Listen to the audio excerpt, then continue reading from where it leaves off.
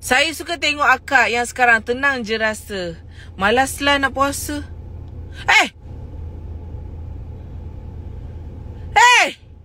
Astaghfirullahalazim. Doa untuk mengatasi kemarahan. A'udzubillahi minasyaitonirrajim. Aku berlindung dengan Allah daripada syaitan yang direjam. Ya Allah. Astaghfirullahalazim. A'udzubillahi minasyaitonirrajim. Syaitan tak ada sekarang. Malas nak puasa. Siapa yang menghasut dia?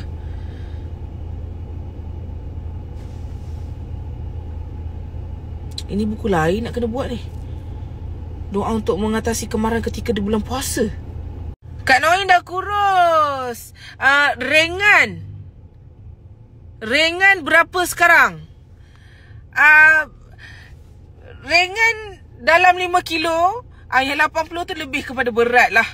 Tapi fikirkan yang ringan tu. Astaghfirullahalazim. Doa ketika ditimpa ujian. Hasbunallah wa ni'mal wakil. Cukuplah untuk menolong kami dan ia sebaik pengurus yang terserah kepadanya segala urusan kami. Ya. Doa ini mengajak kita untuk meletakkan sepenuh kepercayaan dan keyakinan kepada Allah Subhanahu Wa Taala dalam setiap situasi. Jadi dalam situasi ini saya berserah kepada Allah Subhanahu Wa Taala.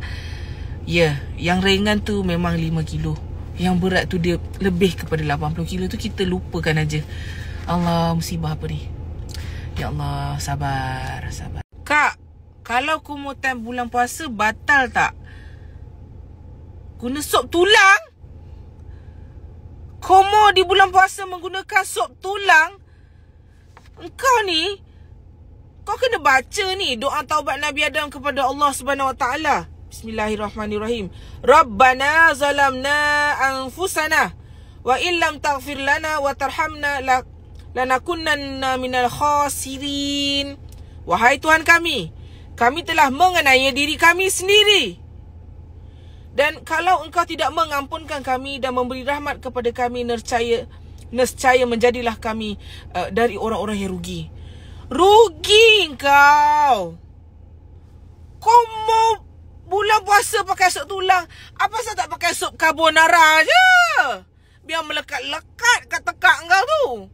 Ya Allah. Macam mana nak tukar azan asar jadi maghrib? Siapalah saya untuk kau tanya soalan sebegini? Ya, kita pun masih lagi bertati-tati. Tetapi jangan risau. Anda boleh baca doa memohon kematian dalam Islam. Ya, sebab nak tukar azan asar jadi maghrib.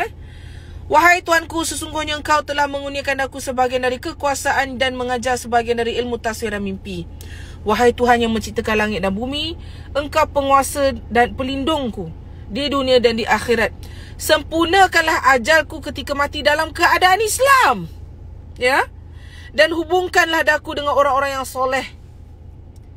Ni, kau ni minta husnul khotimah lah. Senang. Dahsyat sangat ni.